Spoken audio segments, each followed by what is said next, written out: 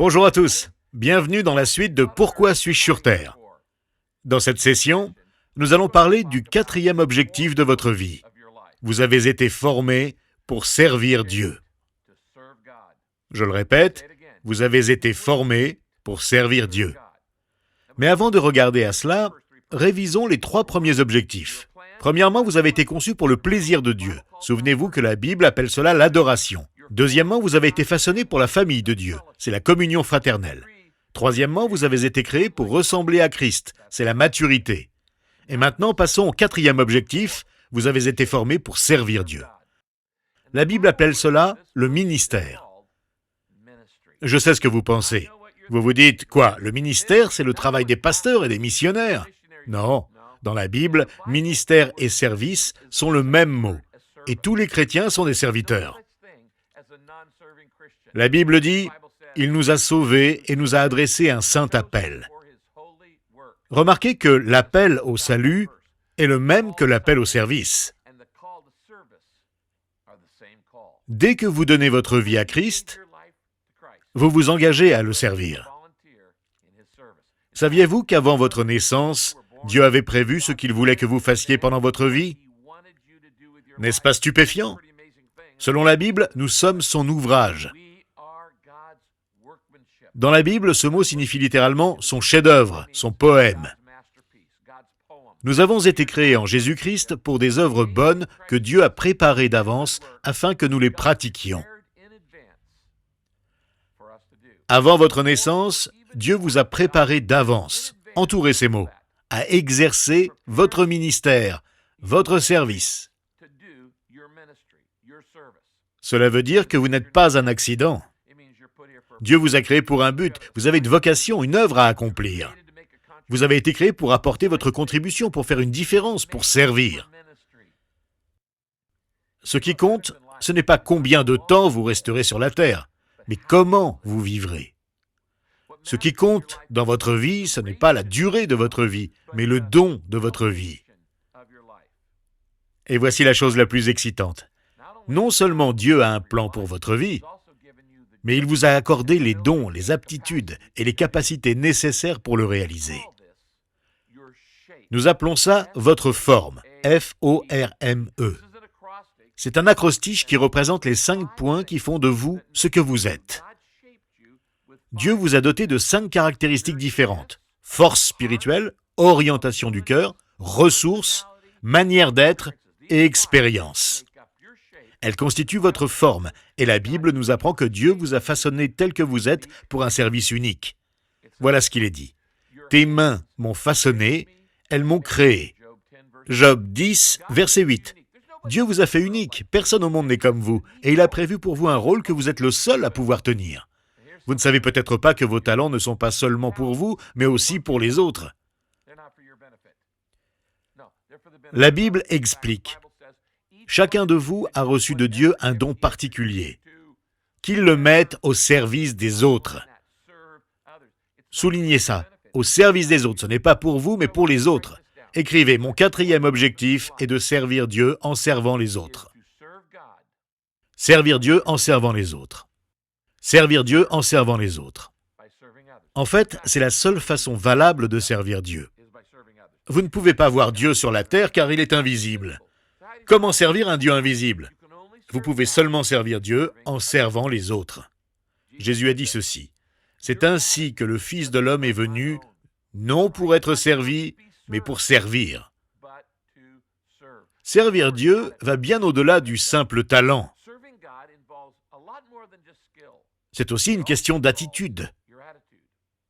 Dans cette session, nous allons donc étudier les attitudes de Jésus. Comment faire pour servir comme lui? Quelle attitude dois-je manifester pour être béni dans mon service? Que signifie servir les autres comme Christ? Regardons les attitudes de Jésus. Premièrement, servir comme Jésus, c'est être disponible. Être disponible. La première attitude, c'est la disponibilité. En effet, même si vous avez beaucoup de talent, si vous n'êtes pas disponible, Dieu ne pourra pas vous choisir. Premier exemple de disponibilité, dans Matthieu chapitre 20. Jésus traverse la ville de Jéricho Et la Bible nous dit que 2 aveugles crièrent « Aie pitié de nous, Seigneur !» Jésus s'arrêta, les appela et dit « Que voulez-vous que je fasse pour vous ?» Entourez le verbe « s'arrêta » dans votre guide. De nos jours, beaucoup de gens aiment étudier les actions de Jésus dans le Nouveau Testament, mais je crois qu'il est encore plus important d'étudier ses interruptions. Qu'est-ce qui amenait Jésus à interrompre ce qu'il faisait? Par quoi se laissait-il arrêter? Pour lui, ces arrêts n'étaient pas des perturbations, mais des occasions de servir Dieu en pourvoyant aux besoins des autres. Il a accompli la plupart de ses miracles à cause d'interruptions.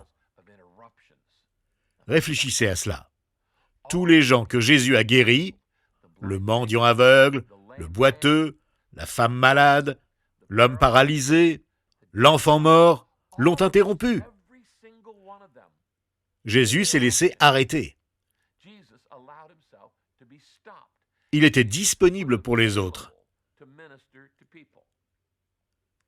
Je me demande combien de fois, la semaine dernière, vous avez eu l'occasion de servir les autres, mais vous avez été trop occupé pour le faire. Vous n'avez pas voulu vous arrêter, vous laisser interrompre. Lorsque vous avez vos plans, lorsque vous avez votre agenda, Dieu ne peut pas vous employer. La vérité est que vous ne pouvez être utilisé si vous n'êtes pas disponible. Proverbe 3, 28 dit « Ne dis pas à ton prochain, va-t'en, puis reviens, c'est demain que je donnerai. » Quand tu as de quoi donner. La première caractéristique est donc la disponibilité. La deuxième attitude de service selon Christ, en plus de la disponibilité, c'est la reconnaissance. Pas seulement être disponible, mais reconnaissant. Dieu veut que nous le servions avec une attitude de reconnaissance. Dans Jean chapitre 11, Jésus a accompli l'un de ses plus grands miracles. Il a ressuscité son ami Lazare. En s'approchant du tombeau, la Bible dit, Jésus leva alors les yeux et dit, « Père, je te remercie. » Remarquez son cœur reconnaissant. « Je te remercie de ce que tu m'as écouté. » C'est au passé. Le miracle s'est déjà produit. Pour ma part, je savais que tu m'écoutes toujours, mais j'ai parlé à cause de la foule qui m'entoure. Jésus s'apprêtait à ressusciter un homme. Mais il n'a pas dit « Père, je te supplie de le faire. » Il a déclaré « Je te remercie de le faire. » Il exerçait son ministère avec reconnaissance. Si vous servez le Seigneur avec gratitude, les miracles ne seront jamais loin. Si vous le servez à contre-cœur, par devoir, par obligation ou par crainte, vous n'éprouverez aucune joie. Mais si vous le servez avec reconnaissance, les vies des gens seront changées parce qu'ils sentiront que vous agissez avec amour. L'apôtre Paul était heureux de servir le Seigneur. Il disait « Je suis reconnaissant envers celui qui m'a fortifié, Jésus-Christ notre Seigneur, car il m'a jugé digne de confiance en m'établissant à son service. » Si vous ne comprenez pas à quel point il est essentiel de servir le Seigneur avec reconnaissance, vous ne réalisez pas quel privilège vous avez de servir Jésus. Vous faites ainsi une différence éternelle dans la vie des autres. La Bible dit « Servez l'Éternel avec joie » Psaume 100, verset 2. Non pas avec tristesse, avec colère, avec lassitude, mais avec joie. Et vous ne pouvez être joyeux qu'en étant reconnaissant. Vous devez aussi avoir une troisième attitude pour accomplir le quatrième objectif de votre vie, servir Christ. Servir comme Jésus requiert que vous soyez fidèle. Cela veut dire que vous n'abandonnez pas. Vous persévérez même si personne ne le remarque. C'est ça être fidèle. Ne pas renoncer à une tâche avant de l'avoir terminée. À la fin de son ministère terrestre, Jésus a prié « Père, je t'ai glorifié sur la terre, j'ai achevé l'œuvre que tu m'as donnée à faire. » Comment glorifier Dieu? Selon Jésus, en achevant l'œuvre qu'il nous donne à faire, en étant fidèles jusqu'au bout, en terminant notre tâche, en persévérant.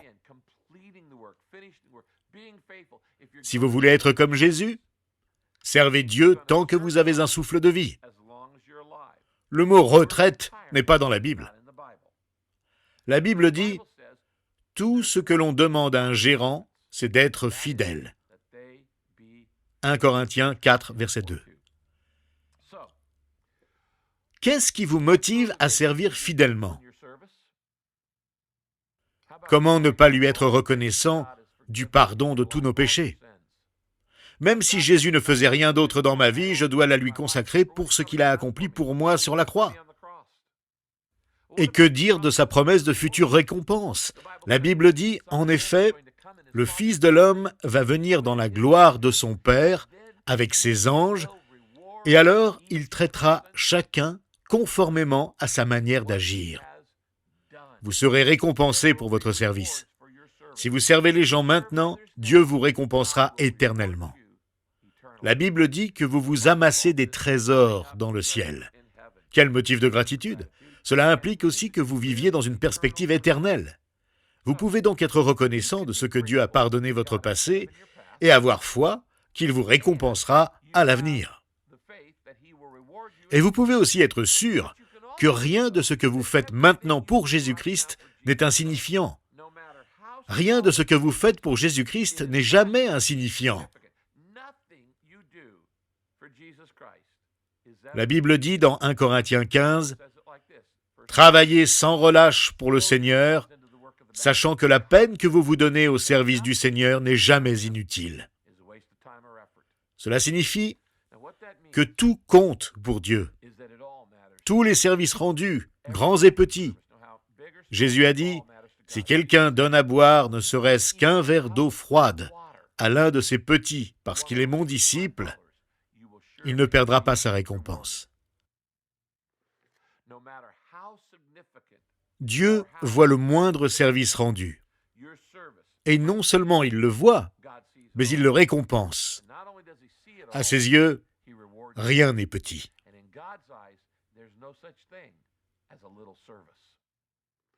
Il y a bien des années, 2 adolescents sont allés à une réunion de réveil dans leur petite ville de Caroline du Sud.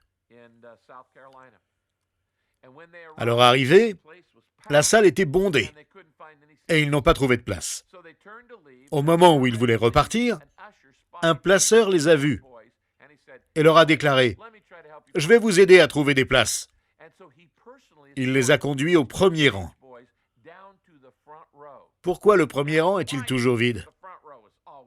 Bref, il leur a trouvé 2 places au premier rang. Et ce soir-là, les 2 garçons ont donné leur vie à Jésus-Christ. Vous connaissez l'un d'eux? Il s'appelait Billy Graham. Il a conduit des millions de personnes à Christ au cours de son ministère, pendant toute sa vie. Pensez à cela. Est-ce que quelqu'un connaît le nom de ce placeur? J'en doute. Mais en tout cas, Dieu le connaît. Et au ciel, il récompensera sa fidélité dans le service. Autre chose. Ce placeur, savait-il qui Billy Graham deviendrait? Sûrement pas. Il faisait simplement son travail. Il servait fidèlement le Seigneur. Il ne se sentait sans doute pas très important. Il était loin de se douter que le fait de trouver un siège à ces 2 adolescents allait marquer le début de l'un des ministères les plus puissants du monde. Si vous êtes fidèle, Dieu peut se servir de votre moindre service. Les vrais serviteurs font tout avec dévouement, parce qu'ils savent que tout est important pour Dieu. Ils sont disponibles, reconnaissants et fidèles. Il y a quelque temps, je suis allé dans notre salle de culte de l'église Saddleback, au milieu de la semaine, pour aller chercher un document sur l'estrade, et j'ai entendu un drôle de bruit provenant des derniers bancs. J'ai cherché d'où venait cette espèce de bourdonnement, et soudain, j'ai vu un membre de l'église qui parcourait les rangs avec un taille-crayon à pile. Vous savez ce qu'il faisait? Il taillait tous les crayons disposés dans les casiers placés sous les sièges de notre salle. Il y a des milliers de crayons dans ces casiers. Et ce qui semblait insignifiant était en fait essentiel. Pourquoi?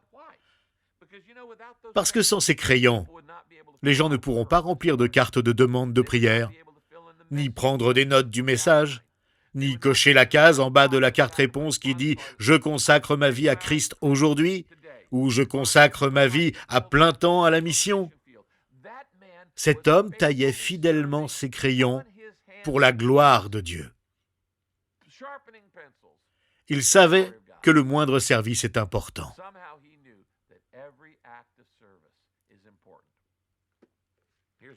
Ma question est la suivante. Que pouvez-vous faire pour servir votre famille spirituelle? Je ne pense pas que Dieu vous ait placé dans votre église simplement pour rester assis à rêvasser. Dieu vous a intégré à votre famille spirituelle parce qu'il a une mission à vous confier. Vous avez des dons, des capacités, des talents. Vous êtes unique. Pensez aux dons, aux capacités, aux talents que Dieu vous a donnés et réalisez que vous pouvez les employer pour la gloire de Dieu dans votre famille spirituelle. Vous dites peut-être, je ne sais pas quoi faire. En tout cas, Dieu peut se servir de vous dans l'Église. Vous avez de l'expérience dans la publicité? Les églises ont besoin de publicité. Vous êtes doué en menuiserie ou en plomberie? Les églises en ont besoin. Vous connaissez le droit, la médecine, le jardinage, le travail administratif, la musique ou l'art? Vous savez tailler les crayons? La Bible dit, tout ce que vous faites, faites-le de tout votre cœur, comme pour le Seigneur et non pour les hommes. En effet, le Seigneur que vous servez, c'est Christ. C'est le 4e objectif de notre vie, servir Dieu avant d'aller au ciel. Pour ressembler à Jésus, vous devez servir comme lui, même si personne ne le remarque. La Bible dit, dans Hébreux 6, Dieu n'est pas injuste. Il ne peut pas oublier ce que vous faites, ni l'amour que vous avez montré pour lui. Jésus a dit qu'il n'est pas venu pour être servi, mais pour servir et pour donner sa vie en rançon pour beaucoup d'hommes. Pour servir comme Jésus, vous devez être disponible, reconnaissant et fidèle. Mais vous devez aussi avoir une 4e attitude si vous voulez servir comme Jésus. Servir comme Jésus, c'est être généreux. La Bible dit, « Vous connaissez la grâce de notre Seigneur Jésus-Christ. Pour vous, il s'est fait pauvre alors qu'il était riche, afin que par sa pauvreté, vous soyez enrichis. » 2 Corinthiens 8, verset 9. Quelle incroyable générosité! Il a quitté le ciel et il est venu sur cette terre afin de mourir sur la croix pour nous. La Bible dit dans Romains 3, verset 24, que Dieu nous rend justes et que c'est un don gratuit. Il nous a tirés du péché et nous a rétablis grâce à Jésus-Christ. Ils sont gratuitement déclarés justes par sa grâce, par le moyen de la libération qui se trouve en Jésus-Christ. Romains 3, verset 24. Je répète souvent qu'on peut donner sans aimer, mais qu'on ne peut pas aimer sans donner. La Bible dit, Dieu a tant aimé le monde qu'il... Quoi? Qu'il a donné. L'amour et le don vont ensemble, c'est pourquoi les vrais serviteurs sont généreux. Servir, c'est être prêt à donner. À ce sujet, la Bible dit dans 2 Corinthiens 9, « Ils lui rendront gloire aussi pour votre générosité. » Glorifiez-vous Dieu par vos dons généreux? Par votre générosité, vous prouverez que vous obéissez à l'Évangile. Un jour, sur le pare-choc d'une voiture, j'ai vu un autocollant sur lequel il était écrit « Si vous aimez Jésus, donnez la dîme, car n'importe quel fou peut klaxonner. » J'aime ça. La Bible dit aussi « Dieu vous rendra riche de 1000 manières, et vous pourrez vous montrer très généreux. » Autrement dit, vous êtes bénis pour bénir. Beaucoup remercieront Dieu pour ces dons que nous leur ferons de votre part. Faisons une petite révision.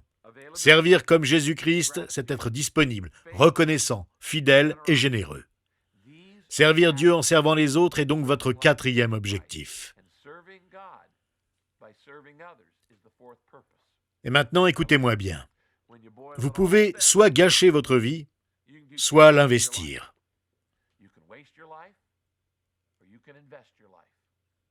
Je vous recommande de l'investir. Et le meilleur investissement, c'est de faire des choses qui iront au-delà de votre vie terrestre. Un jour, vous serez devant Dieu et vous devrez rendre compte de votre vie. Dieu vous posera 2 questions. Qu'as-tu fait de mon fils Jésus-Christ? Il ne vous demandera pas votre dénomination ou votre origine, mais qu'as-tu fait de mon fils Jésus-Christ? Et la réponse est que vous devez accepter sa grâce et son pardon, l'inviter à régner dans votre cœur.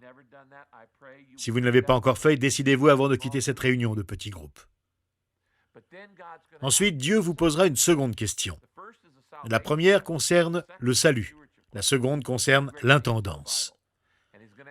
Ce sont les 2 grands thèmes de la Bible. Et il vous demandera, qu'as-tu fait de ce que je t'ai donné, de tes talents, de tes capacités, de ton temps, de ton argent, de tes ressources, de tes relations, de tes opportunités? Qu'as-tu fait avec ce que je t'ai donné? Heureusement, comme il veut que nous réussissions le test, il nous donne les questions à l'avance. Je veux que vous vous prépariez à répondre à ces 2 questions en donnant votre vie à Christ et en devenant son serviteur toujours disponible, reconnaissant, fidèle et généreux. Un serviteur est toujours prêt à être employé par Dieu. Ainsi, vous serez prêt pour le test final. Les 2 mots les plus dangereux que vous puissiez dire dans la prière sont « Emploie-moi ». Si vous le pensez vraiment, Dieu vous prendra au mot. Il répondra à votre prière et il vous emploiera de manière que vous n'auriez jamais cru possible. Et vous éprouverez une joie que la plupart des gens n'ont jamais connue, car ils n'ont pas compris le 4e objectif de votre vie. Vous avez été formé pour servir Dieu en servant les autres. Veuillez incliner votre tête et prier dans votre cœur. Dites, « Père, je comprends que j'ai été formé pour te servir en servant les autres. Je réalise maintenant que je n'ai pas été mis sur cette terre pour vivre pour moi, mais pour apporter ma contribution, pour faire une différence.